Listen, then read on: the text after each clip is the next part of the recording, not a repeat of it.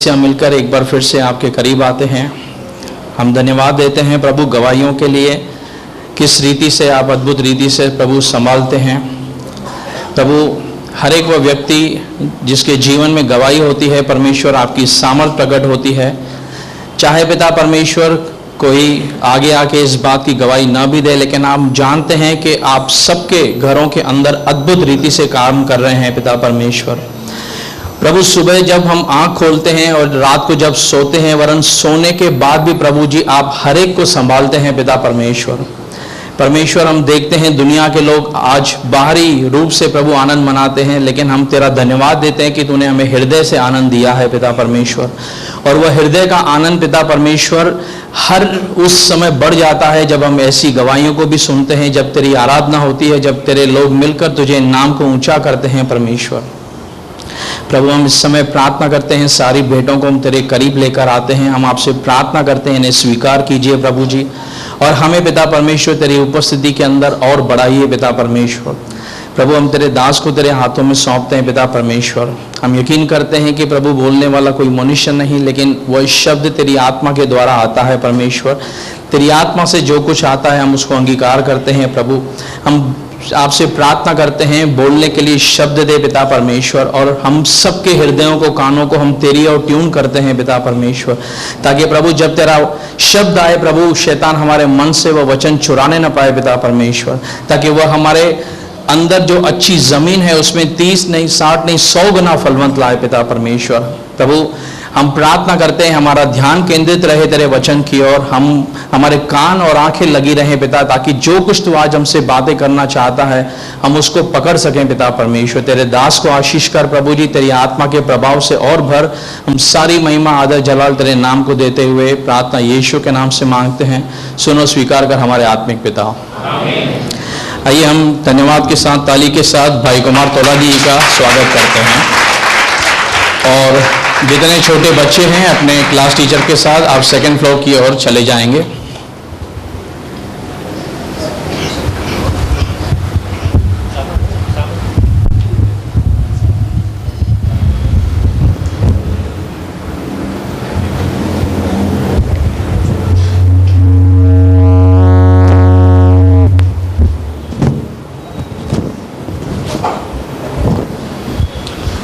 यूहन्ना 4 अध्याय उसका 27 से पढ़ेंगे 34 तक।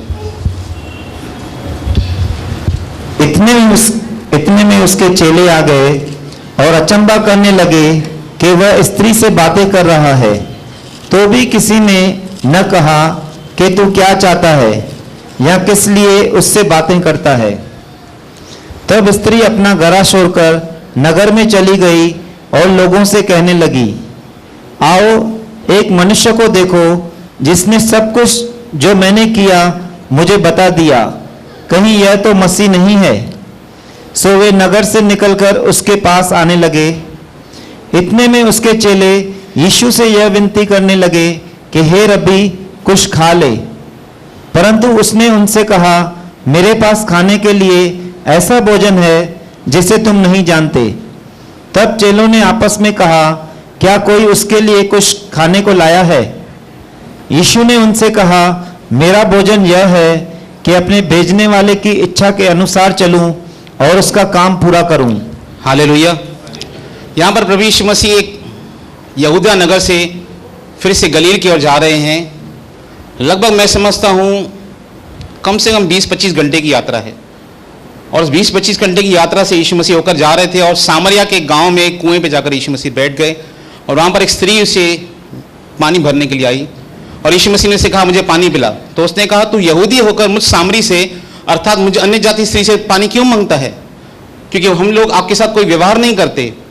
यीशु ने उसे कहा, यदि तू परमेश्वर के वरदान को जानती और ये जानती कि जो तुझसे बातें कर रहा है वह कौन है, तो तू उससे मांगती और तुझे जीवन का जल देता। और यीशु मसीह ने उसके विषय में, उसके जीवन के विषय में उसे बताया और उसे पूछा, जा अपने पति को बुला कर ला। उसने कहा, मैं बिना पति की हूं। यीशु ने कहा, तूने ठीक कहा, तू बिना पति की है, क्योंकि तू 5 पति कर चुकी है, जिसके पास तू अब है वो भी तेरा पति नहीं। ऐसे स्त्री से यीशु मसीह बातें कर रहा है। यीशु उसके जीवन को पूरी रीति से जानता है, और जब वो उससे वार्तालाप कर रहा है, जब उसने उसकी जीवन के बारे में सब बता दिया, तो यह स्त्री समझ गई कहीं यही तो मसीह नहीं है। और यहां पर यीशु मसीह को कहता है कि परमेश्वर अपने आराधकों को ढूंढता है। फिर यीशु मसीह यहां से कहते हैं 27 से, जिससे हमने पढ़ा, एक ऐसी स्त्री से यीशु मसीह बातें कर रहा है, और जैसे यीशु मसीह से बातें कर रहा था और वो स्त्री वहां पे खड़ी थी, इतने में उसके चेले आ गए। वो गए थे खाना लेने के लिए और अचंभा करने लगे। वो बड़ी हैरानी से करने कि यीशु उस स्त्री से बातें कर रहा है कुएं पर बैठा हुआ। तो भी 27, किसी ने उससे पूछा, किसी ने न पूछा तो क्या चाहता है या किस लिए उससे बातें करता है। उनके मन में सवाल आ रहे थे, यीशु मसीह स्त्री से क्यों बातें कर रही हैं। तब स्त्री अपना घड़ा छोड़कर नगर में चली गई और लोगों से कहने लगी, आओ एक मनुष्य को देखो जिसने सब कुछ जो मैंने किया था मुझे बता दिया, कहीं यही तो मसीह नहीं है। जब भी आप यीशु मसीह को देखेंगे ना, जब भी यीशु मसीह लोगों से मिलता था, जब भी किसी व्यक्ति से मिलता था, लोग अपने पापों को यीशु के सामने खुद स्वीकार करते थे। यीशु मसीह किसी को बोलता नहीं था तू पापी है, कभी नहीं किसी को यीशु मसीह ने कहा कि तू पापी है। जक्कई हो, सामरी स्त्री हो, पापनी स्त्री हो, जो भी लोग आते थे यीशु मसीह के पास, जब उसकी उपस्थिति में आते थे, उनको अपने पाप दिखाई देते थे और उनके हृदय में पश्चाताप आता था। जैसे यशायाह परमेश्वर को देखता है, उसको पश्चाताप उत्पन्न होता है हृदय में कि मैं कैसा अभागा मनुष्य हूं और मैं कैसे तुच्छ मनुष्य हूं, मैंने परम प्रधान को अपना देख लिया है। यह स्त्री कहती है, इसने मुझे सब कुछ बता दिया। अंत में नगर का निकलकर उसके पास आने लगे 30। इस बीच उसके चेलों ने यीशु से पूछा, विनती की, हे रब्बी कुछ खा लीजिए। वो यीशु मसीह से रिक्वेस्ट कर रहे हैं कुछ खा लीजिए। तब यीशु मसीह बहुत ही अच्छा आंसर देते हैं। परंतु यीशु ने उसे कहा, 32 पढ़िए। परंतु उसने उनसे कहा, मेरे पास खाने के लिए ऐसा भोजन है। मेरे पास खाने के लिए क्या है? ऐसा भोजन है। क्या है यह भोजन? यीशु मसीह इसे अपना भोजन कहते हैं, और यही हमारे जीवन का भी भोजन होना चाहिए। हम देखते हैं बहुत से लोग कहते हैं कि आत्मिक रीति से मैं बाइबल नहीं पढ़ पा रहा हूं, पढ़ रहा हूं तो समझ नहीं पा रहा हूं, पढ़ता हूं तो बाइबल मुझे बोरिंग लगती है। प्रभु यीशु मसीह कुछ कह रहे हैं अपने आत्मिक जीवन के लिए। हम सबको भोजन की जरूरत है, हम प्रतिदिन खाते हैं शरीर के लिए अपने। प्रभु यीशु मसीह यहां पर आत्मा के विषय में बातें कर रहा है। 32 में पढ़ेंगे, परंतु उसने उनसे कहा, मेरे पास खाने के लिए ऐसा भोजन है जिसे तुम नहीं जानते। मेरे पास ऐसा भोजन है, मेरे पास ऐसा खाना है जिसे तुम लोग अभी नहीं जानते। 33।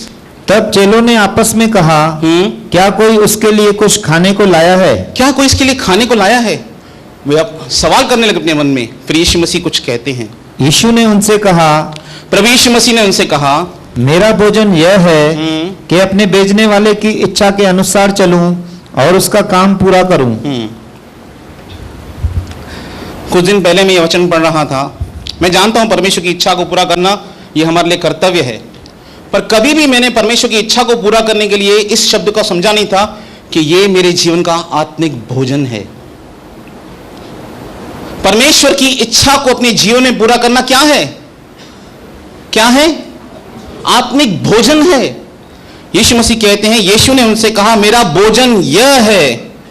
और बाइबल कहती है यीशु मसीह हमारे लिए एक आदर्श दे गया है कि हम उसके पद चिन्हों पर चलें। और परमेश्वर रोमियो 8:28 में कहता है कि वो हमें यीशु मसीह के समान बनाना चाहता है। दूसरा कुरिन्थियों के 3:18 में लिखा है कि हम उसी तेजस्वी रूप में अंश अंश करके बदलते जाते हैं। तो कौन सा स्वरूप परमेश्वर बनाना चाहता है आपके जीवन के अंदर? यीशु मसीह का स्वरूप। और यीशु मसीह का स्वरूप क्या है? यीशु मसीह का जीवन। और यीशु मसीह का भोजन क्या है?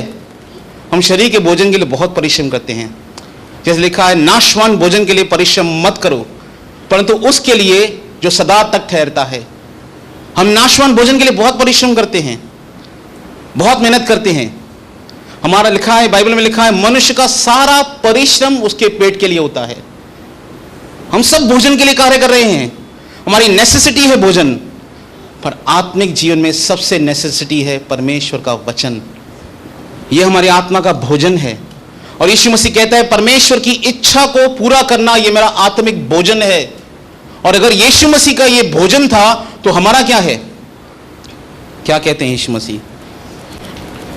मेरा भोजन यह है कि मैं अपने भेजने वाले की इच्छा के अनुसार चलूं और उसका काम पूरा करूं। जो उसने काम मुझे दिया है मैं उसे पूरा करना चाहता हूं। बहुत से लोगों के जब परमेश्वर की इच्छा के बारे में बताया जाता है तो बड़े कंफ्यूजन में आ जाते हैं। ब्रदर मुझे परमेश्वर की इच्छा मालूम ही नहीं है। अगर मुझे परमेश्वर की इच्छा मालूम ही नहीं तो मैं इसे पूरा कैसे करूंगा, मैं इसका काम कैसे पूरा करूंगा। मत्ती की पुस्तक 4 अध्याय।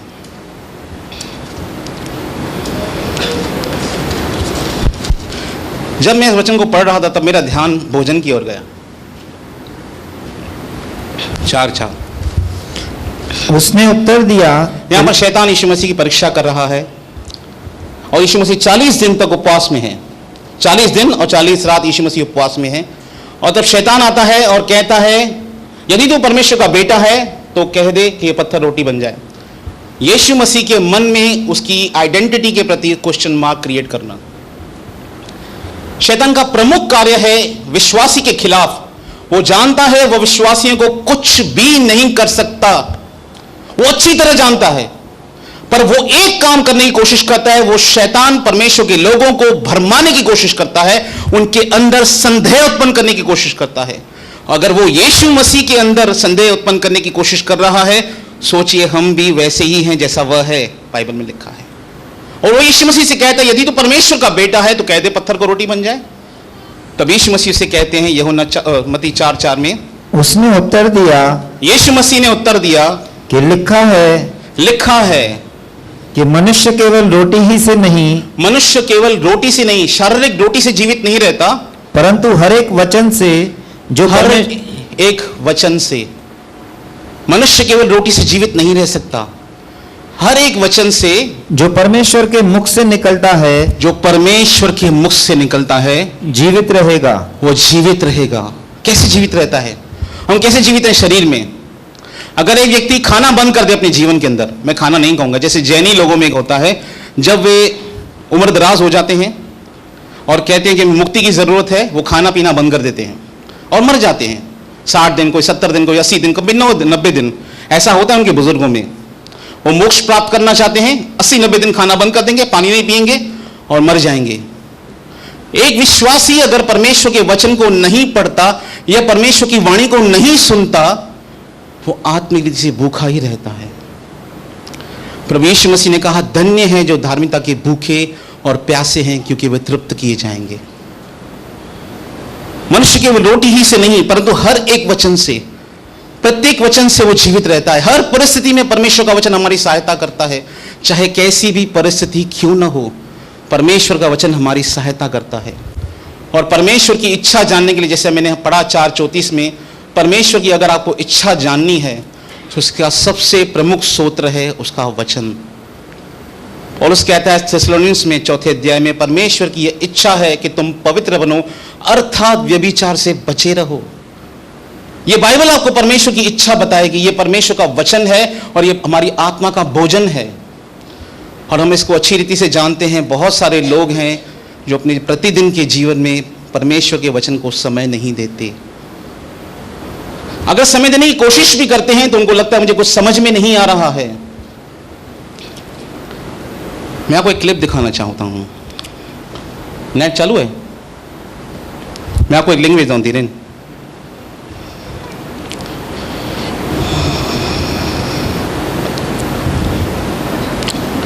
बड़े ध्यान से देखिए, ये क्लिप 9 मिनट की क्लिप है बीबीसी की।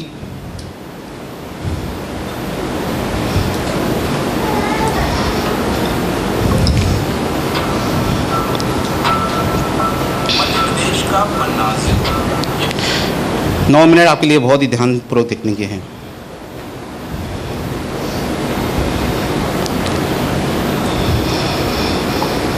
लिंक आ गया ब्रदर आपके पास, ये देखिए आप, और उसके बाद मैं आपसे बातें करता हूँ।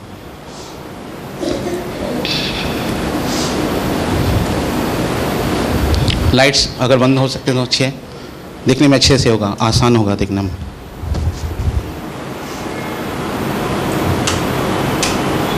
ध्यान दीजिएगा, यहाँ पर कुछ मजदूर हैं, काम कर रहे हैं कुछ ये मजदूर।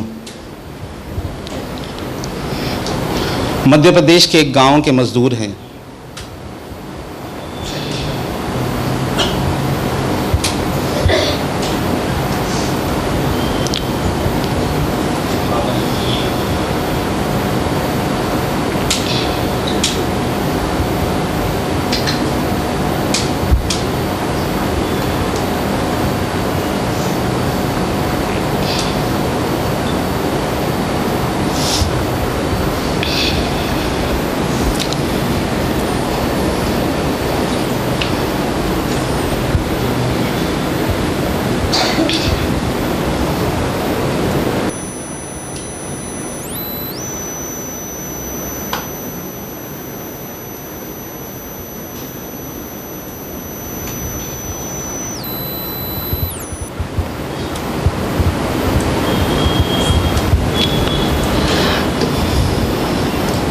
तब तक वचन पढ़ेंगे जब तक स्टार्ट हो। भजन संहिता 119 उसका 3, 119 एंड 103।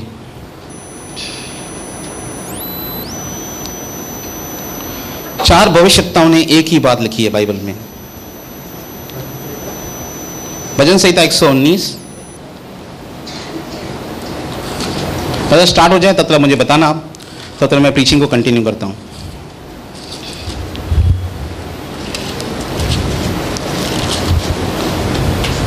देखिए भजनकार क्या कहता है परमेश्वर के वचन के बारे में।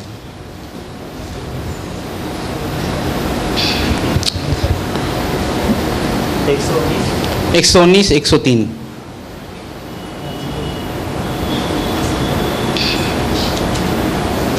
तेरे वचन मुझको कैसे मीठे लगते हैं। तेरे वचन मुझे कैसे लगते हैं, मुझे उबाऊ लगते हैं।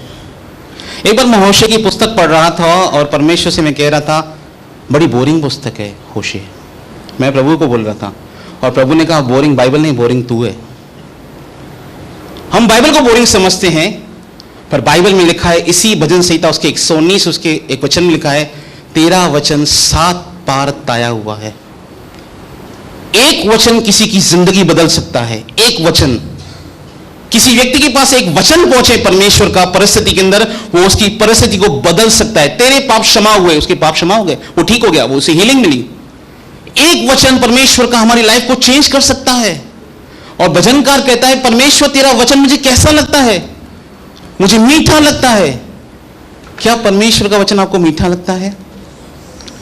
क्या वो आपको तसल्ली देता है? क्या आप उस मीठे से वचन पर ध्यान करते हैं जो आपकी आत्मा का भोजन है? तेरे वचन मुझको कैसे मीठे लगते हैं, वे मेरे मुंह में मधु से भी मीठे हैं। कहता है भजनकार जैसे कोई बड़ी लूट पाकर हर्षित होता है। कैसे? किसी को पता चले कि आपकी विल के अंदर आपके पेरेंट्स ने मल्टी मिलियंस आपके अंदर अकाउंट में डिपॉजिट किए हैं, कैसे उसे लगेगा? किसी को पता चले कि मैंने 500 का शेयर मेरे दादा ने लिया था, आज वो शेयर 500 का 30,000 रुपए हो चुका है, और मेरे दादा ने 1000 शेयर उसके खरीद के रखे और उसका डॉक्यूमेंट आपको एफिडेविट मिलता है। कैसे लगेगा आपको? आपके पास 1000 शेयर बड़ी कंपनी के जिसका मूल्य 500 रुपए था आज से कुछ साल पहले, आज उसका 30,000 वैल्यू है, उसका एफिडेविट आपको मिलता है, आपको कैसे लगेगा? आप निराश हो जाएंगे? आप खुश हो जाएंगे? भजनकार कहता है कि मैं तेरे वचन से ऐसे आनंदित होता हूं प्रभु जैसे ये मेरे हर्ष का कारण है, वो मेरे सुखमूल हैं, वो मेरे मंत्री हैं, वो मुझे सलाह देते हैं। परमेश्वर का वचन हमेशा आपको सलाह देगा आपको क्या करना चाहिए, और ये परमेश्वर का वचन जीवित वचन है। इस संसार में अगर कोई किताब बातें करती है तो यह किताब बातें करती है। हर परिस्थिति में यह किताब बातें करती है, केवल इसे खोलकर पढ़ना चाहिए क्योंकि यह हमारी आत्मा का भोजन है। बाइबल कहती है परमेश्वर के अनुग्रह में बलवंत हो जाओ, अंदर से स्ट्रांग हो जाओ। कैसे स्ट्रांग होंगे? अगर हम परमेश्वर के वचन को पढ़ेंगे ही नहीं, या मनन ही नहीं करेंगे, या उस आत्मिक भोजन को अपने अंदर लेंगे ही नहीं, तो क्या मैं बलवंत हो सकता हूं? परमेश्वर का वचन हमें प्रतिदिन पढ़ना है। देखिए इस गांव को, ये गांव वाले कुछ करते हैं, रोज करते हैं काम। मध्य प्रदेश का गांव है, देखिए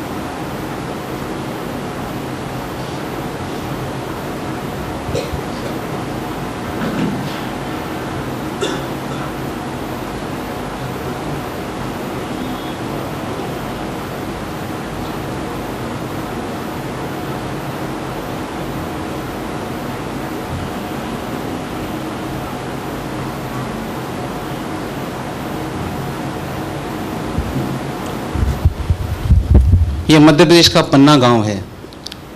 यहाँ पर हजारों लोग मजदूरी करने के लिए आते हैं। इस गांव की खूबी है, इस मिट्टी में जहाँ पर ये काम कर रहे हैं, इनको प्रतिदिन हीरा मिलता है अगर वो खोजते हैं तो। ये लोग हीरे की तलाश कर रहे हैं। और स्टार्टिंग में एक व्यक्ति ने कहा मुझे हीरे की नशा है। ये व्यक्ति कहते हैं मुझे हीरे का नशा है, मैं हीरा ढूंढने आया हूं यहाँ पर। ये सब लोग हीरा ढूंढने आए हैं। ये व्यक्ति भी हीरा ढूंढने आए हैं। वो कहता है मुझे हीरा आज तक नहीं मिला।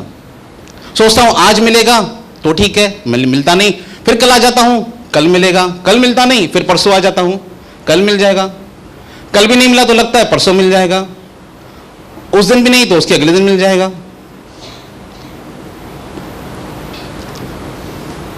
ये पूरा गांव हीरा खोजने के लिए पन्ना गांव में आता है।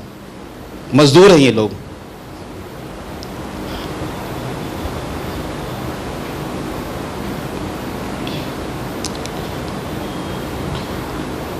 अभी तक केवल छोटे ही हीरे मिले, ये व्यक्ति कहता है। देखिए बारीकी से काम कर रहे हैं ये लोग। ये व्यक्ति उड़ीसा से आया है।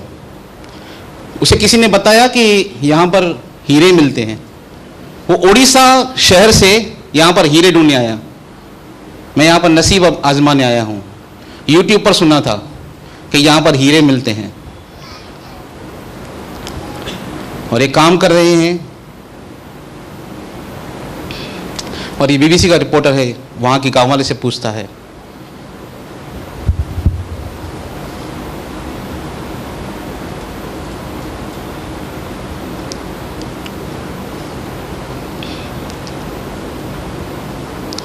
वो बता रहा है कि गांव में सब लोग एक ही काम करने को आते हैं, केवल हीरा ढूंढने के लिए। और ये वहाँ की तहसीलदार है, खास करके इसकी ऑफिस है। जिसको भी हीरा मिलता है वो इस ऑफिस में जमा करता है और उससे सर्टिफिकेट दिया जाता है। पहले उसको 1 लाख टोकन दिया जाता है, फिर उसका 1 करोड़ 1.5 करोड़ जितना वैल्यू मिला उसको वो देते हैं। इस व्यक्ति को 1.5 करोड़ का हीरा मिला है। इस मजदूर को ये 1.5 करोड़ का हीरा मिला है। आप YouTube पे जाके अपने मोबाइल देख सकते हैं कैसे ये हुआ है। ये इसका मूल्य जोड़ा जा रहा है। इस मजदूर को 1.5 करोड़ का हीरा मिला है। बोलता है मेरी जिंदगी बन गई है। पिताजी भी नहीं डांटेंगे, माताजी भी नहीं डांटेंगे, वो बोलते हैं, क्योंकि मुझे हीरा मिल गया है। गांव में इज्जत हो जाएगी मेरी, मुझे हीरा मिल गया है।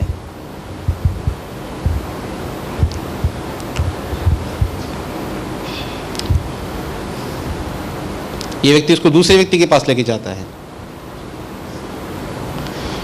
ये व्यक्ति को भी हीरे मिले हैं। ये देखिए कैसे काम कर रहे हैं।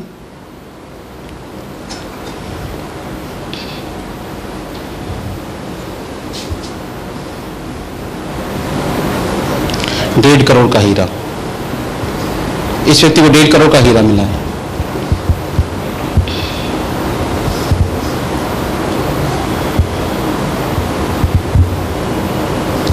देख रहे हीरो उसको मिला है। ये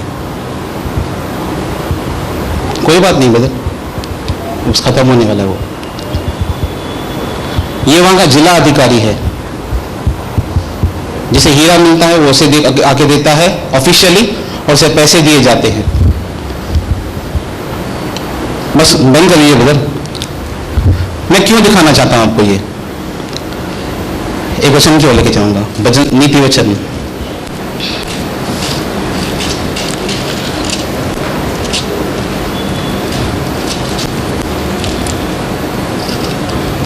ये क्लिप आप घर जाके देखिए। 2 अध्याय 3 से पढ़ी, नीति वचन 2 अध्याय 3 से लेके 5 तक पढ़ेंगे। और प्रवीणता और समझ के लिए अति यत्न से पुकारे। प्रवीणता और समझ के लिए कैसे पुकारे? यत्न से पुकारे। यत्न मतलब पूरी कोशिश से प्रभु के पास आए, पूरे हृदय से उसके पास आए परमेश्वर का वचन समझने के लिए। हाँ, और उसको चांदी की नाई ढूंढे। कैसे? चांदी के समान ढूंढे। वो व्यक्ति कहता है मैंने एक भी हीरा प्राप्त नहीं किया, पर रोज आता हूं हीरा ढूंढने के लिए। आप बोलेंगे मुझे बाइबल से कुछ भी नहीं मिला, अब मैंने बाइबल पढ़ना छोड़ दिया क्योंकि समझ में नहीं आता। ये व्यक्ति जानते हैं अगर मुझे यहां पे हीरा मिला ये मेरी जिंदगी को बदल देगा। पर अगर आपको परमेश्वर का वचन मिला ये आपके पूरे जीवन को बदल देगा। ये व्यक्ति नाशवान काम के लिए कर रहे हैं, हीरो के लिए कर रहे हैं।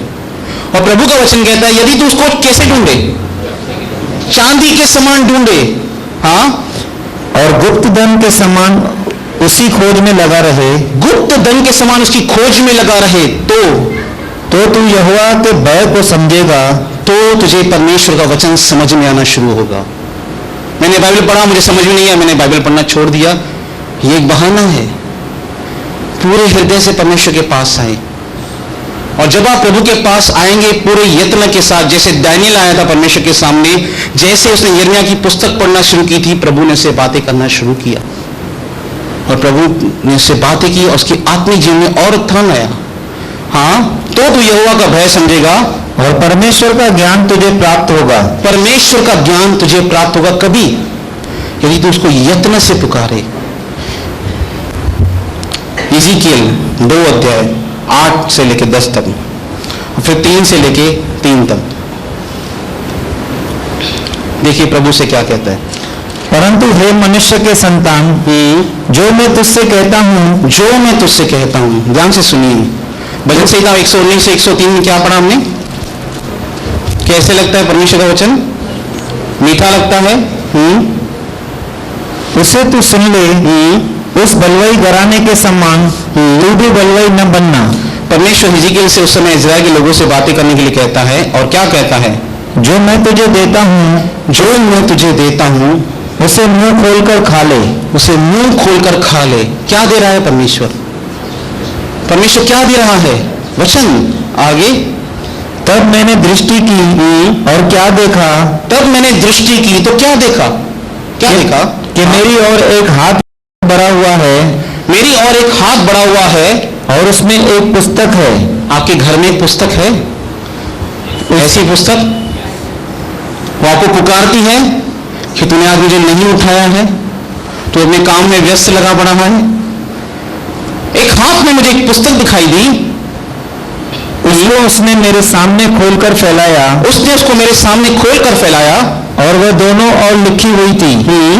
और जो उसमें लिखा था, जो कुछ उसमें लिखा था, वे विलाप और शोक और दुख भरे वचन थे। उस समय के लोगों के विरुद्ध भविष्यवाणी के वचन थे। तब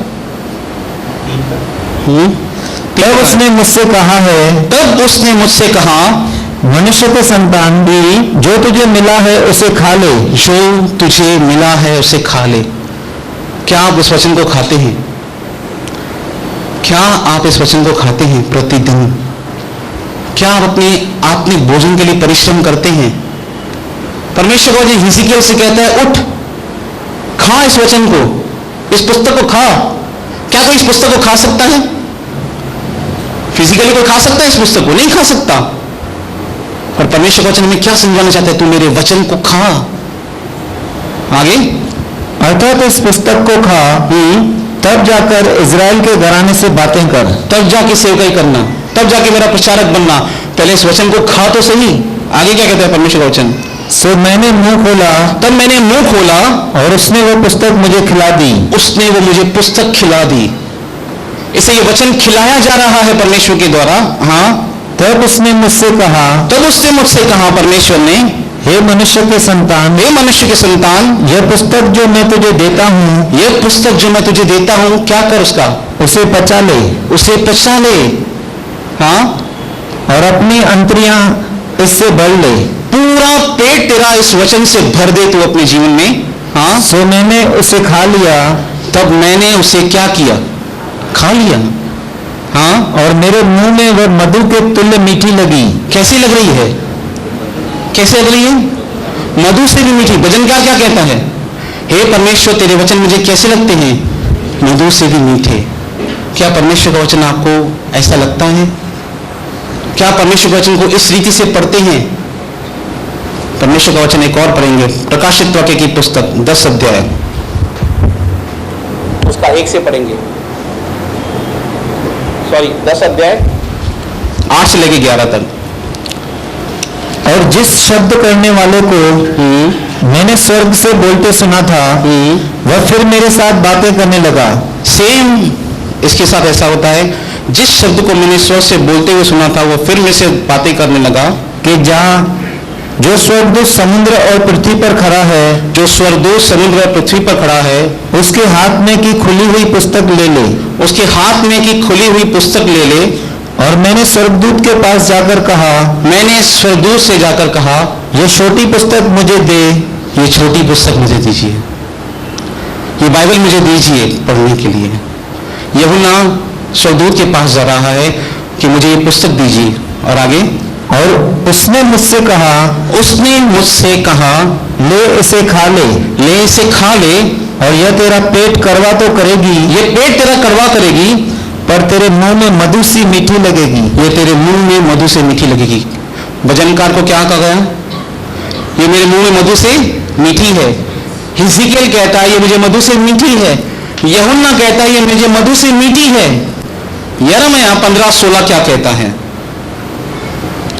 ये मैं सारे वचनों को क्यों बता रहा हूं?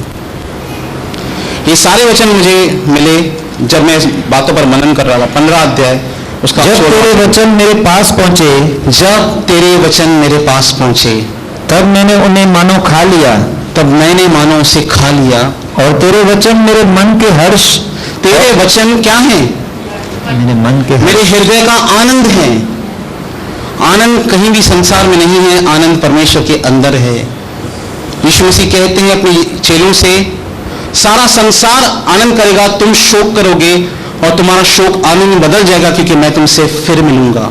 भजन संहिता उसके 16वें अध्याय में लिखा है, तेरे निकट आनंद की भरपूरी है, तू मुझे जीवन का रास्ता दिखाएगा, तेरे दाहिने हाथ में एक सुख सरदा रहता है। आनंद कहां है?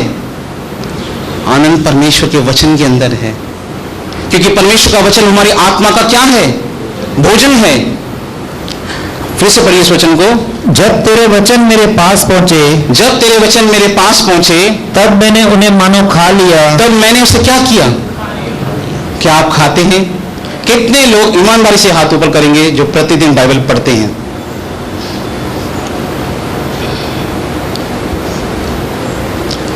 हम में से कितने लोग बाइबल नहीं पढ़ रहे हैं? कितने लोग हैं जो प्रतिदिन खाना नहीं खाते?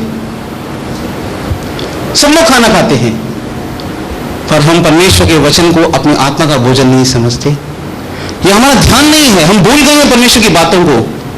ये हमारी प्रायोरिटीज में परमेश्वर नहीं है। यीशु मसीह कहते हैं, मेरे पिता की इच्छा को पूरा करना यह मेरे जीवन का भोजन है। जो कुछ परमेश्वर मुझे कहेगा मैं वो करूंगा, चाहे इसका मुझे कोई भी मूल्य क्यों नहीं चुकाना पड़े। क्या आप परमेश्वर की इच्छा को जानते हैं? अगर आप परमेश्वर की इच्छा को जानते ही नहीं तो उसे पूरा कैसे करेंगे? और परमेश्वर की इच्छा को बताने वाला कौन है? ये परमेश्वर का वचन, जिसे आज हम पढ़ नहीं रहे हैं। और विडंबना यह है क्योंकि हम प्रचारकों पर अधिक निर्भर होते जा रहे हैं। हम रेडीमेड फूड की ओर जा रहे हैं। जैसे खाना बनाने के लिए बहुत से लोगों को होता है कि यार कभी खाना बनाऊं फिर खाऊं, मेहनत कौन करे इतनी, रेडीमेड खाना खा लेते हैं। लोगों को परिश्रम करने की जरूरत नहीं है क्योंकि रेडीमेड खाना मिल रहा है। आज हम अधिकतर विश्वासी क्या कर रहे हैं? अधिक से अधिक हम प्रचारकों पर निर्भर होते जा रहे हैं अपनी आत्मोन्नति कारण। वो गलत नहीं है, प्रचारक मैं कह रहा हूं, पर आप क्या कर रहे हैं? आप निर्भर होते जा रहे हैं। आप परमेश्वर का वचन खोलकर नहीं पढ़ते। वो आपसे बातें करे, आपको अंदर से स्ट्रांग करे। जब आप पाप करें तो आपको रिब्यूक करे आपके अंदर से कि तूने जो काम किया है वो गलत किया। जैसे परमेश्वर ने मुझे बहुत बार बातें की है वचन से, जब मैंने कोई गलत काम किए, जब मैंने किसी की चुगली मारी, जब मैंने कोई परमेश्वर के विरुद्ध पाप किया या मुझे इंस्ट्रक्शन की जरूरत थी, तब परमेश्वर का वचन मेरे जीवन में काम आया। ये वो चीज है जो आपको हमेशा काम आएगी, 365 दिन काम आएगी। जब शैतान यीशु मसीह के पास है तो यीशु मसीह ने क्या कहा? मनुष्य केवल रोटी से जीवित नहीं रह सकता, परंतु हर एक वचन से जो परमेश्वर के मुख से निकलता है। क्या आप परमेश्वर के पास जाते हैं प्रतिदिन? प्रतिदिन बुद्धि कहती है क्या ही धन्य है वो जो प्रतिदिन मेरी ड्योढ़ी पे आता है। प्रतिदिन, एक भी दिन नहीं मिस करना। क्यों? क्योंकि वो जानता है कि मुझे इसकी जरूरत है। क्या कहते हैं यीशु मसीह मत्ती की पुस्तक 5 अध्याय में?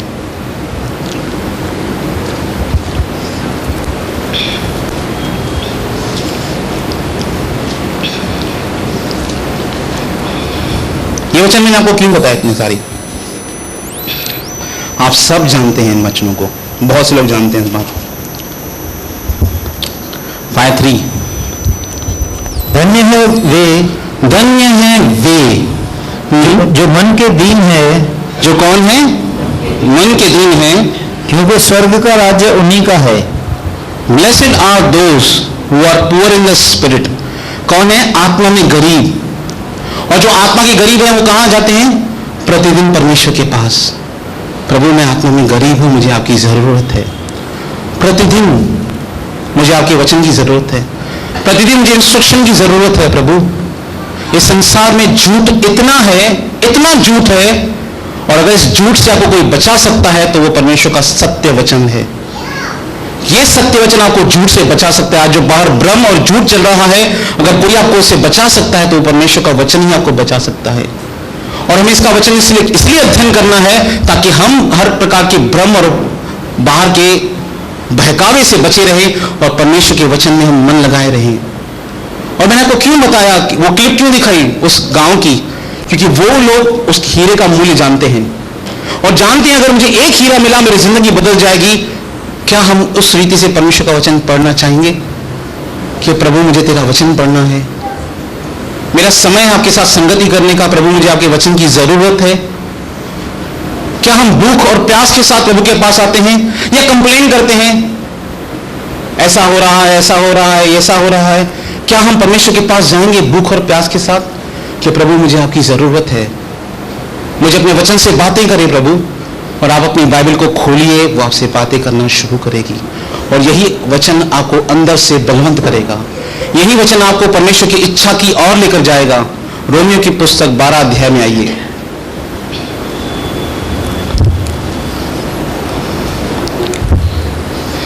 देखिए क्या कहता है पौल।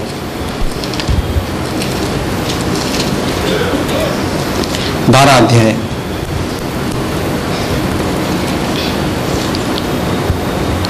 1 और 2।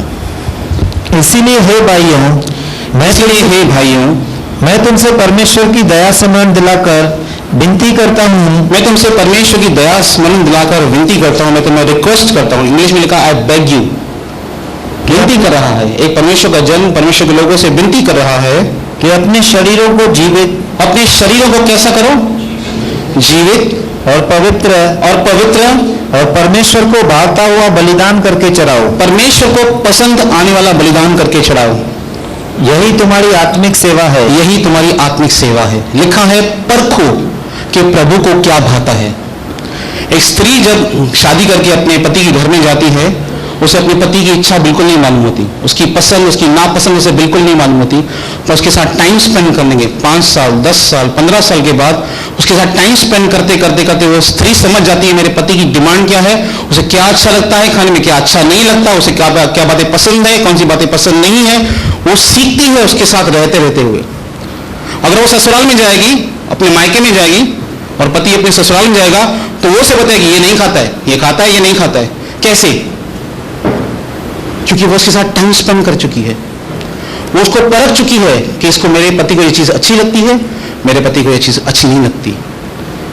हम परमेश्वर के हैं, हमको परखना चाहिए। बाइबल में लिखा है परखो कि प्रभु को क्या अच्छा लगता है और प्रभु को क्या अच्छा नहीं लगता है, यह भी परखो। लिखा है जैसे कोई गंदी बात तुम्हारे मुंह से न निकले और न तुम पवित्र आत्मा को शोकित करो। उसे कुछ चीजें बिल्कुल पसंद नहीं आती। जैसे एक पति पत्नी अपने पति की इच्छा को समझती है, उसके साथ टाइम स्पेंड करते हुए, वैसे ही कलीसिया को परमेश्वर को समझना पड़ेगा जब वो उसके साथ सहभागिता में आएगी, जब उसके साथ फेलोशिप में आएगी, जब आप उसके साथ आएंगे संगति में। जैसे मैंने आपको एक बार बताया था, मैं किसी के साथ खाना खाने बाहर गया था और किसी ने डबल मीनिंग जोक मारा विश्वासी में से। हम सब हंसे क्योंकि हंसी आ जाती है बहुत बार, पर जैसे मैं बाहर निकला पवित्र आत्मा ने मुझे बोला मुझे ये बातें बिल्कुल पसंद नहीं आती। परमेश्वर आपसे बातें करना चाहता है, वो आपको बताना चाहता है कि आपकी जो मोबाइल पे है वो मुझे बिल्कुल पसंद नहीं, जो तो पूरा दिन देखता रहता है। हम जो अपना समय बर्बाद करते हैं, जैसे लिखा है समय को अवसर को बहुमूल्य समझो क्योंकि दिन बहुत बुरे हैं। वो आपको बताएगा कि तू जो देख रहा है उससे नेगेटिविटी तेरे अंदर आ रही है, तुझे उसे स्किप करना पड़ेगा। जैसे उसने मुझे गाइड किया है जब उसके साथ फेलोशिप में होंगे, और जब आपकी इच्छा और परमेश्वर की इच्छा आपस में टकराएगी, आपकी शरीर बोलेगा मुझे ये देखना है, और प्रभु बोलेगा मत देख इन चीजों को, आपकी और इच्छा उसकी इच्छा टकराएगी, तब आप उसकी इच्छा को पूरा करते हैं। और जब आप उसकी इच्छा को पूरा करते हैं, यह आपकी आत्मा का भोजन है। जब आप परमेश्वर की इच्छा को अपने जीवन में पूरा करते हैं, आप परमेश्वर की आत्मिक भोजन को अपने अंदर लेते हैं। अगर आप इसे समझते हैं तो जब मैं नया नया विश्वासी बना और जब पहली बार प्रभु ने मुझे ये बात प्रकट की, मुझे समझने में समय लगा कि मुझे अविवाहित रहकर प्रभु की सेवा करनी है भविष्य में। ये प्रभु की इच्छा मेरे जीवन में प्रकट हुई, तब मैं नया नया विश्वासी था। मैं समझता हूं ये बात 2004 या 5 के आसपास की बात होगी, आज से 20 साल पहले की बात है। तो इस डिसीजन को लेना मेरे लिए उस समय बहुत कठिन था, पर परमेश्वर ने मुझे हिम्मत दी कि मैं ये डिसीजन ले पाऊं, और 20 साल तक इस डिसीजन में कायम रहा, क्योंकि प्रभु की इच्छा थी। क्या मेरे सामने प्रलोभन नहीं आए? क्या मैं नहीं गिरा? हाँ, मैं बहुत बार गिरा, पर परमेश्वर की इच्छा मुझे मालूम थी कि प्रभु आपकी इच्छा मेरे जीवन के लिए यही है, और मैं आपकी इच्छा को पूरा करूंगा अपने जीवन के अंदर। और मैं हमेशा प्रभु को बोलता हूं, प्रभु आपने एक काम करने के लिए मुझे बोला है जिंदगी में, बाकी मुझे आपने कोई ऐसा काम करने के लिए बोला नहीं है। ये आप करने के लिए आपने मुझे बोला है कि अविवाहित रहकर मेरी सेवा कर, और भविष्य में मुझे नहीं पता मुझे प्रभु कहां लेके जाएगा, मैं बिल्कुल नहीं जानता आज की तारीख में, पर मेरे लिए डिसीजन बहुत ही टफ डिसीजन था मेरे लिए। पर प्रभु ने मुझे हिम्मत दी उसकी इच्छा को पूरा करने के लिए। प्रभु आपको कुछ बोले करने के लिए, ये कार्य कर, उसकी इच्छा को पूरा कर। परमेश्वर आपको अपनी इच्छा बताना चाहता है, और उसकी इच्छा कहां पर है? परमेश्वर के वचन के अंदर है। यिर्मयाह कहता है मेरे पास परमेश्वर का वचन पहुंचा, मैंने उसे खा लिया और ये मुझे मीठा लगने लगा। ये वचन भजन संहिता 119 में लिखा है, तेरा वचन मेरे पांव का दीपक, मेरे मार्ग का उजियाला है। तेरा वचन मेरा आनंद है, तेरा वचन मेरी ज्योति है, तेरा वचन मेरा हथियार है, तेरा वचन मेरा मार्गदर्शक है। परमेश्वर का वचन हर जगह आपको गाइड करेगा, हर जगह। वो आपको रोशनी दिखाएगा अंधेरों में, वो आपको आनंद देगा, वो आपको शांति देगा। जैसे पौलुस कहता है 2 कोरिन्थियंस की पुस्तक में, पढ़िए 2 कोरिन्थियंस में, देखिए पौल क्या एक्सपीरियंस करता है।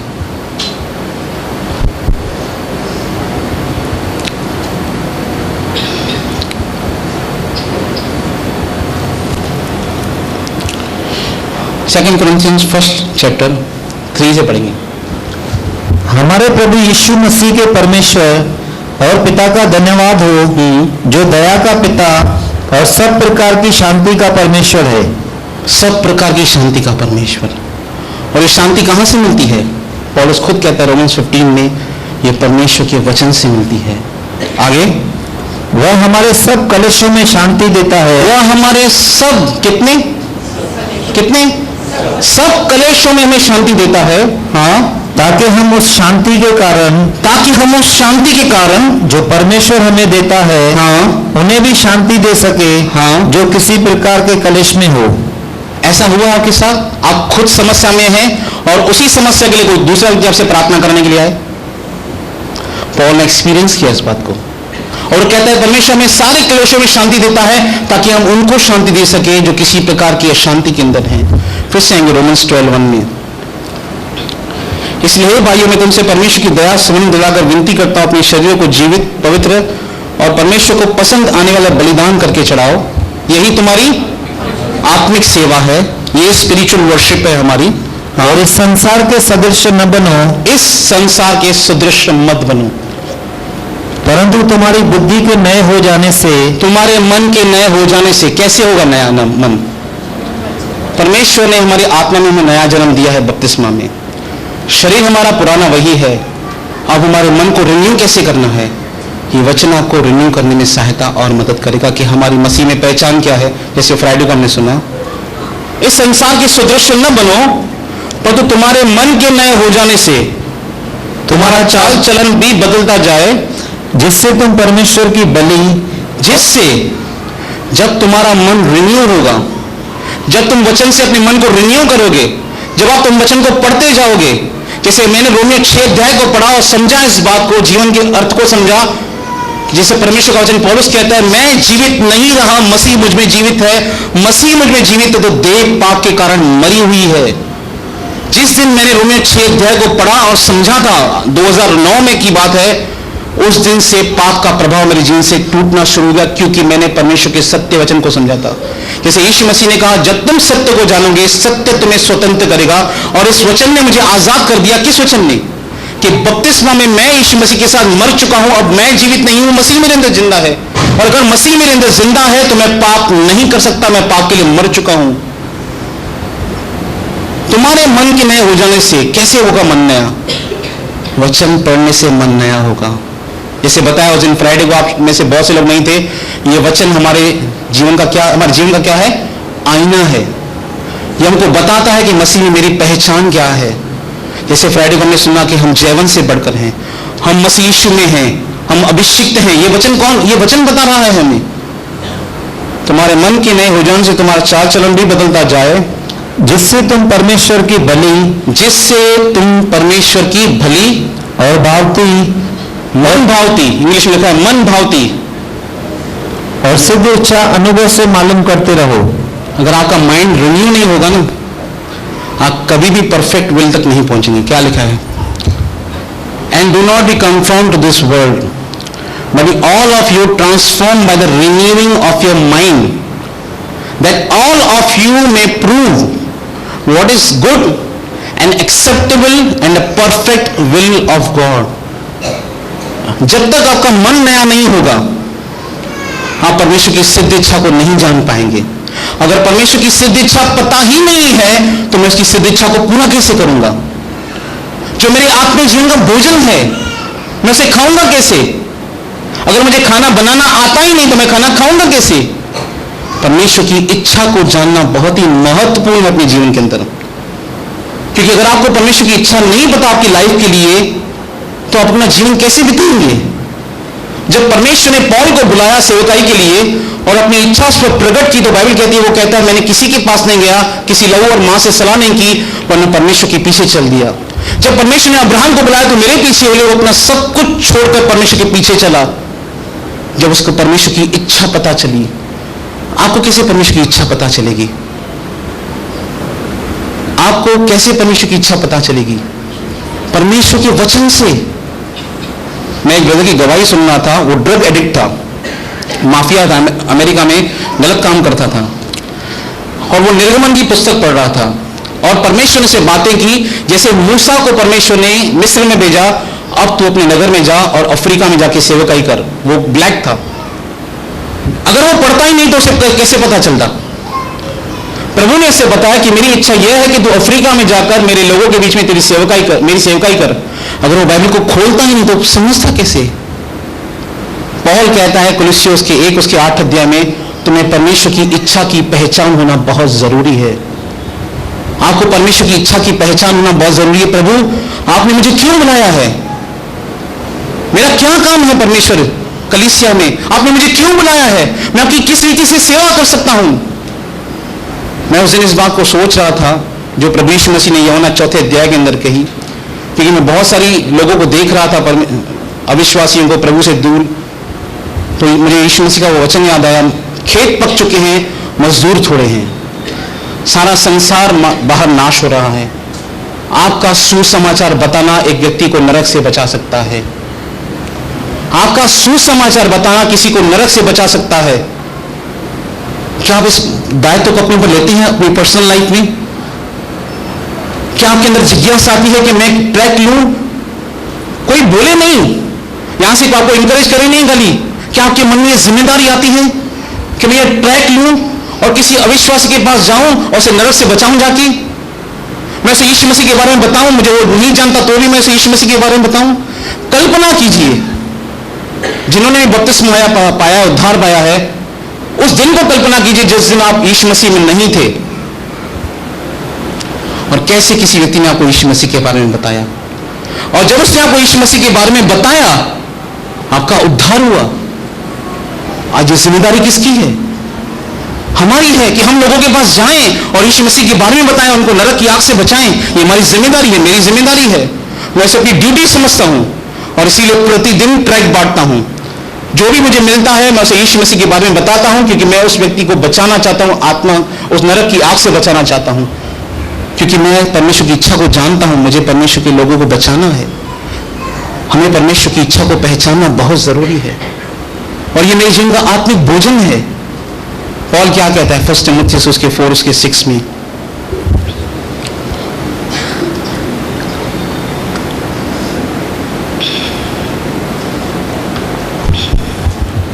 यदि तू भाइयों को इन बातों की सुधि दिलाता रहेगा, पॉल तिमुथियुस से कहता है यदि तू भाइयों को इन बातों की सुधि दिलाएगा, याद कराएगा भाइयों को, तो मसीह यीशु का अच्छा सेवक ठहरेगा। तो मसीह यीशु का बहुत ही अच्छा सेवक ठहरेगा, और लीडर विश्वास नहीं ठहरेगा। बहुत से लोगों को लीडर बनना है, सेवक नहीं बनना है। बहुत से लोग लीडर बनना चाहते हैं, सेवक नहीं बनना चाहते हैं। और परमेश्वर को सेवक और मजदूर चाहिए, बॉस नहीं चाहिए कलीसिया में, लीडर्स नहीं चाहिए, बड़े बड़े सर्वेंट चाहिए। एक सर्वेंट की स्पिरिट चाहिए। मुझे सेवकाई करनी है, सेवा करनी है परमेश्वर की मुझे। और परमेश्वर की सेवा करना मतलब परमेश्वर के लोगों की सेवा करना, उनके लिए प्रार्थना करना। पंडित तार रमाबाई, आप उनके रूम में जाइए केडगांव में। जब मैं पहली बार उनके रूम में गया था केडगांव में, जहां पर आग उतरी थी, मैं सच बताता हूं मुझे पवित्र आत्मा की उपस्थिति अनुभव हो रही थी। उनके अनाथालय में कुछ 100 से 150 लड़कियां थी।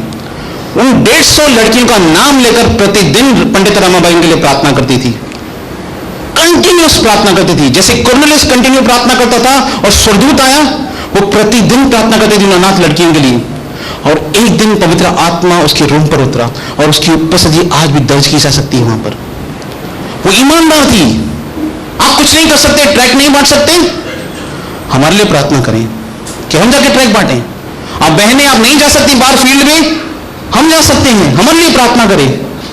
प्रार्थना कर सकते हैं, प्रार्थना कर सकते हैं, घुटनों पर आ सकते हैं, कलीसिया की उन्नति के लिए प्रार्थना कर सकते हैं। परमेश्वर कहता है मैंने देखा तो क्या देखा, कोई प्रार्थना करने वाला नहीं, कोई मध्यस्थी करने वाला नहीं, तब मैंने इस बात का बुरा माना। परमेश्वर कहता है क्या हम घुटने टेकते हैं कलीसिया के लिए, कलीसिया की उन्नति के लिए, लोगों के लिए, परमेश्वर के लोगों के लिए?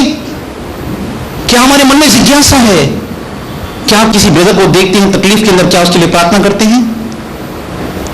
आप किसी को पाप में गिरते हुए देखते हैं, क्या उसके लिए प्रार्थना करते हैं, उसे ब्लेम करते हैं, अक्यूज करते हैं, या उसके लिए प्रार्थना करते हैं? ये हमारी ड्यूटीज है। क्या हम अपने रिसोर्सेज से, जो प्रभु ने मुझे कमाई दी है, क्या मैं उसको सर्व कर रहा हूं?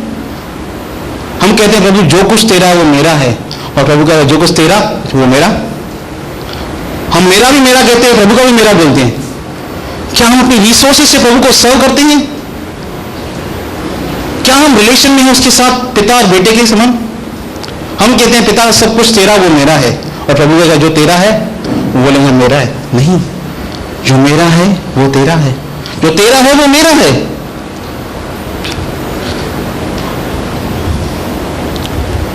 यदि तो भाइयों को इन बातों की सुधि दिलाता रहेगा तो मसीह यीशु का अच्छा सेवक ठहरेगा। हाँ, और विश्वास और उस अच्छे उपदेश की बातों से, विश्वास, वर्ड ऑफ फेथ लिखा है इसमें, द वर्ड ऑफ फेथ, ये विश्वास वचन है। जो विश्वास और अच्छे वचन से जो तू मानता आया है, तू मानता आया है इन वचनों को, तेरा पालन पोषण होता रहेगा। कैसे हो, क्या होगा तेरा?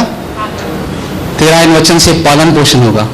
ये वचन तुझे पालन पोषण करेगा जब तू उस वचन पर ध्यान लगाएगा, जब तू उस वचन को पढ़ेगा। परमेश्वर तुझे अपनी इच्छा को बताएगा, और क्या उसकी इच्छा को पूरा करने के लिए हम तैयार हैं?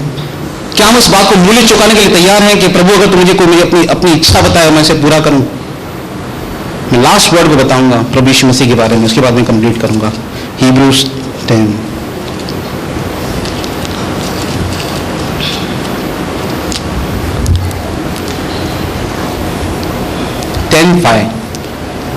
यीशु मसीह के जीवन के बारे में लिखा है।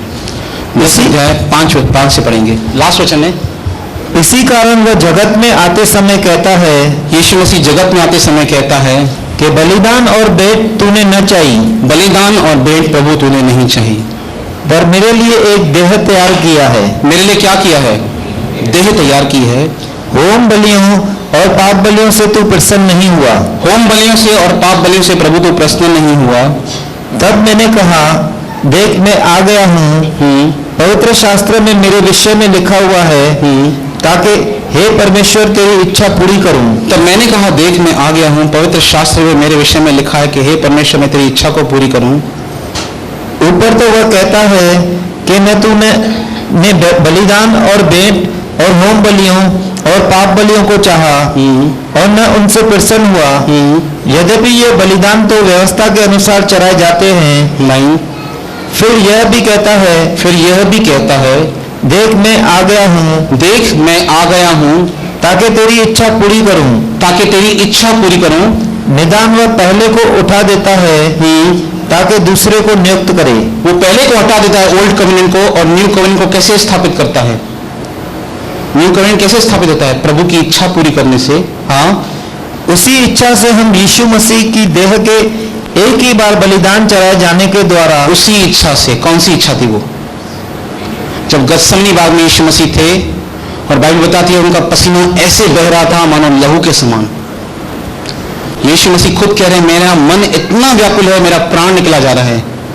ऐसी एंजाइटी, ऐसी घबराहट, उनकी व्याकुलता उनके अंदर थी, जो उनका हृदय इतना धड़क रहा था तेज रीति से, इतना फास्ट चल रहा था उनका हार्ट, जो उनका जो पसीना था वो इतना बहते जा रहा था। क्यों? क्योंकि प्रभु यीशु मसीह वहां पे क्रूस पर बलिदान होने के लिए हमारे लिए जा रहे थे, और प्रभु यीशु मसीह नहीं चाहते थे कि वो पिता से अलग हों, पर परमेश्वर की इच्छा थी कि यीशु सारी मानव जाति के लिए बलिदान हो, और प्रभु यीशु मसीह को ये पिता की इच्छा पूरी करनी थी। और फिर वो कहते हैं, मेरी नहीं पिता, आपकी इच्छा पूरी हो। उसी इच्छा से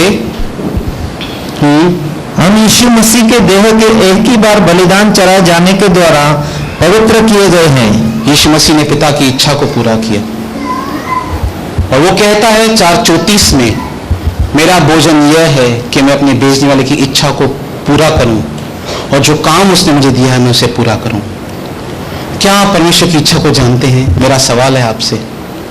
और अगर आप परमेश्वर की इच्छा को नहीं जानते, तो बाइबल में जब प्रभु यीशु मसीह पहली बार प्रचार करने के लिए कफरनहूम के आराधनालय में आए, और उनको यशायाह की पुस्तक दी गई, और यशायाह की पुस्तक में उन्होंने 60 अध्याय से उस वचन को निकाला, प्रभु का आत्मा मुझ पर है। उन्होंने कहा, क्या ढूंढा वहां पे? यीशु मसीह ने यशायाह की पुस्तक से क्या ढूंढा?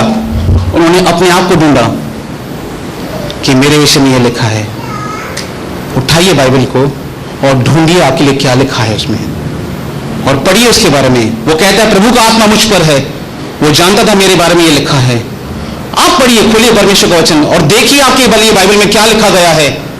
क्या परमेश्वर उसकी चाहता है कि आप उसकी इच्छा को पूरा करें, और उस इच्छा को पूरा करने के लिए परमेश्वर से प्रार्थना करें, प्रभु मैं आत्मा का भोजन खाना चाहता हूं, आपकी इच्छा को पूरा करना चाहता हूं, आपका काम पूरा करना चाहता हूं। आपने मुझे किस काम के लिए चुना है प्रभु, मैं उस काम को पूरा करना चाहता हूं। प्रभु आपको आशीष करे। वचन पर ध्यान दें, मनन करें, पढ़ते रहें, परमेश्वर के वचन पर ध्यान दें। प्रभु आपको आशीष करे।